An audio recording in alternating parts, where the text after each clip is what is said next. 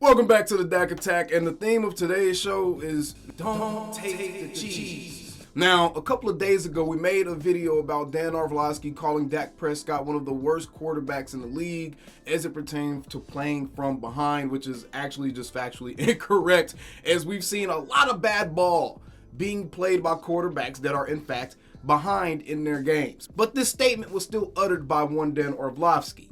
Today, I want to talk to y'all about not taking the cheese, because these executives and these producers for these different shows and these different four-letter networks are very, very tricky. And First Take is essentially more of a skit of a sports analysis show. It's no longer a show that you really go to for real analysis. It's honestly like turning on Comedy Central or turning on a nice sketch comedy or watching one of your favorite content creators on YouTube tell a joke, because that's exactly what First Take is now. It's a caricature of what a sports talk show is supposed to be. And yesterday, Dan Orlovsky played his role within that particular sketch comedy as the Dak defender. Now, he had this to say. Why are you guys? I heard everybody this offseason constantly say, is Dak going to throw less interceptions? Now Dak has thrown less interceptions. Come on with it. The offense might be less explosive. Oh, and since you guys want to act like a clown show or act like cartoon characters, I'm going to make you sound like cartoon characters to match your energy. Stephen A. Smith, I'm one of the biggest Cowboys fans out there, and there's not ever been one debate I've been in about the Cowboys that has made me start pacing around the room. Mainly because it hasn't been asked to be explosive, because they've had all these leads. And we sit there and say that we're less confident.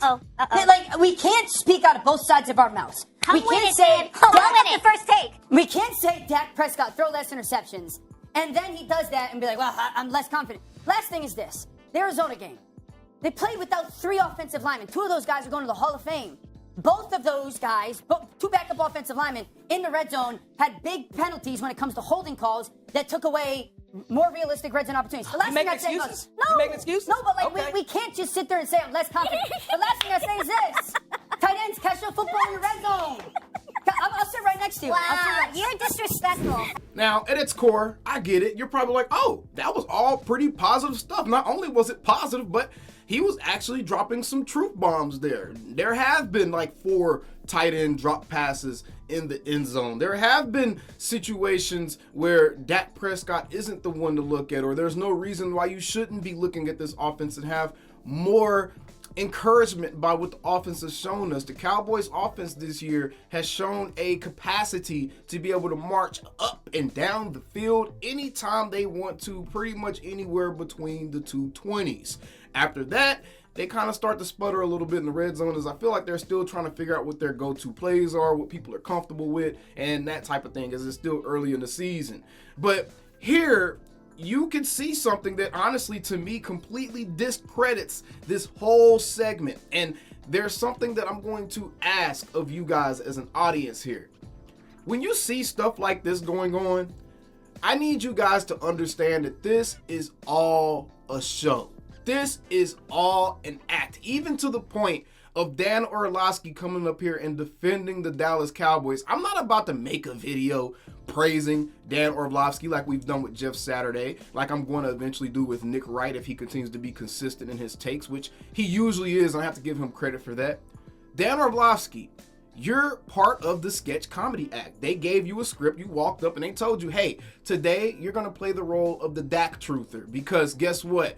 We went way too heavy on the anti-Cowboy sentiment, and that could actually start to hurt us at some point when we realize, oh, we've chased away every single Dallas Cowboys fan that could and probably would want to watch First Take with all of our unnecessary hatred. And that's what I feel like Dan is being thrown into. Dan is literally being brought on to defend the Cowboys. So it's very hard to take anything that he says on this particular show, which is one of the biggest circus acts in all of national media. It's very hard to take anything that he says, and quite frankly, any of the other hosts, Stephen A. Smith, Shannon Sharp, any of these guys, it's very, very hard to take anything that they say and honestly feel like it's coming from a place of genuine analysis and is what they actually truly believe and not just what they're being fed, because at this point ESPN is no different than a live action Disney movie. There's producers, there's executives, and there's people telling these folks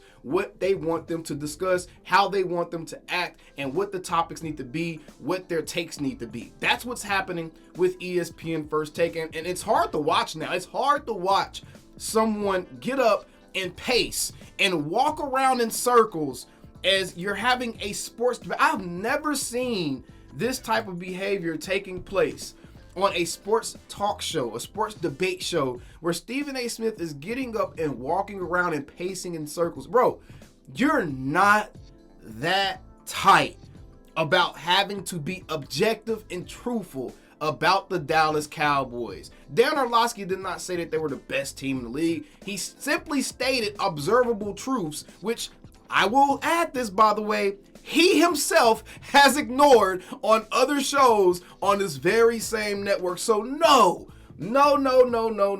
Don't take the cheese, Cowboys Nation. Do not take the cheese. You see, this right here is a very measured move, because I don't know if you've noticed, but in the past couple of days, and there's no way I'm going to take credit for this, but in the past couple of days, it seems like the kind of tone has shifted a little bit with a lot of these analysts and some of these talking heads, especially some of the former NFL players, former coaches and stuff, are starting to push back a little bit with some of these super narrative-driven storylines. I think that could have something to do with the fact that we just saw players like Micah Parsons and other players in the league, Chris Jones of the Kansas City Chiefs, come out and kind of start pushing back against how these national media hosts and how these different outlets are trying to present these different stories to them and trying to bait them into participating in these different narratives. You're starting to not only see that, but it's also starting to be a turnoff to a lot of the regular casual viewers, anybody above the age of 20 years old, that life isn't surrounding around trolling. I don't know what it is, bro, but this younger generation of just humans in general, they seem like they don't understand how to communicate without trolling, bro. Like, trolling is not a language. Trolling is an annoyance. It's honestly a personality trait that back in the cut would probably get you punched in the face. But we live in 2023 now, so you can't be punching people in the face. So that's off the table. But the point being, fans, players, and now the new media or content creators like myself and other people that have platforms that are wanting to cover sports and offer an objective take or just a non-toxic take on sports are starting to push back against what we're seeing on national outlets, right? And then you see stuff like this happen. All season long, we have not seen anybody cut for the Cowboys this hard. And actually, I'll take that back. The sister right there on the left of Stephen A. Smith, I don't know her name because I don't watch ESPN like that. I do know that anytime I have seen clips, she has been someone who's been fairly consistent in trying to at least stay non-biased to a degree, right? She does pretty much defend the Cowboys on any show, not just First Take. Any show I've seen her on, I've seen her try to kind of push back a little bit against some of the forced Cowboys narratives. But beyond that, guys, you see these shows, they kind of seem like they're catching wind of this. They seem like they're kind of reading the tea leaves a little bit. They see players like Michael Parsons coming out and saying what he said about bullies and these networks being bullies, and it's kind of positioning them in a weird place because they continue to exhibit the behaviors that we're all seeing and we all have been seeing over the past few years. Has gotten really, really bad with just the bullying and the constant nitpicking with just different players. And again, I'm not specifically talking about the Dallas Cowboys. The Cowboys are the biggest target here, but I'm not specifically just talking about the Cowboys. It's really honestly just bad all across the board. It's bad all across the board with just most topics. It's hard to really pick and choose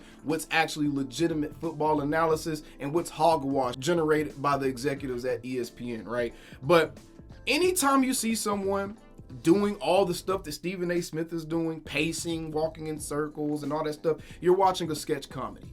And you can't take anything that people like Dan Orlovsky are saying to heart, and you can't honestly put a lot of weight into anything he's saying, because Dan Orlovsky has already shown that he's the type of person that's going to come out and do what his executives want him to do. On one show, he will very clearly have a slighted opinion of the Dallas Cowboys, but then you come on First Take and you want us to believe that you're the voice of objectivity.